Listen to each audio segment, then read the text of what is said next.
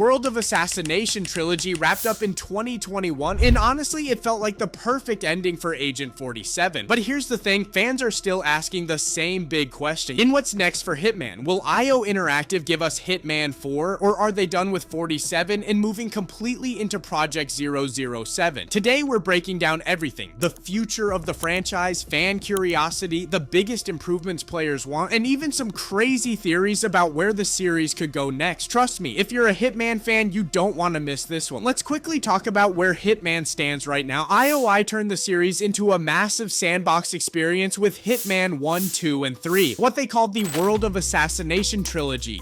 Every mission was basically a giant puzzle box where you could use disguises, poison, traps, or even something as random as a rubber duck to take out your target. And then came Freelancer mode, which basically gave fans unlimited replayability. But here's the twist. IOI themselves said Hitman is now on the back burner while they focus on their next big project. So yeah, technically, Agent 47's story is kind of on pause, and that's why fans are so curious. Is this just a break or the end of an era? Right now, IOI is working on Project 007, a brand new James Bond game. And honestly, that's huge because this studio has proven they can build the perfect spy sandbox. But here's the interesting theory. Could IOI create a shared stealth universe? Think about it. James Bond and Agent 47 in the same world. One is licensed to kill, the other is genetically engineered to kill. Imagine a crossover where Bond hunts down 47, or vice versa. It sounds crazy, but fans have been talking about it for years. Another possibility, Agent 47 might finally retire and we get a new assassin. Or maybe a spin-off about Diana, or even an entirely new character trained by ICA. So yeah, the next few years could decide if Hitman remains IOI's main identity, or if 07 steals the spotlight. Now let's get into the fun part. And what fans actually want in the next Hitman game, and honestly, the wish list is wild. First off, new locations. Players are begging for maps set in neon-lit Tokyo, the crowded markets of India, royal palaces in the Middle East, African deserts, or even futuristic megacities. Basically, like more variety, more culture, more chaos. Then we've got AI improvements. Fans want smarter guards, realistic crowd behavior, and disguises that don't just fool everyone, but actually require you to act the part. Like if you dress as a chef, maybe NPCs should notice if you're not cooking anything.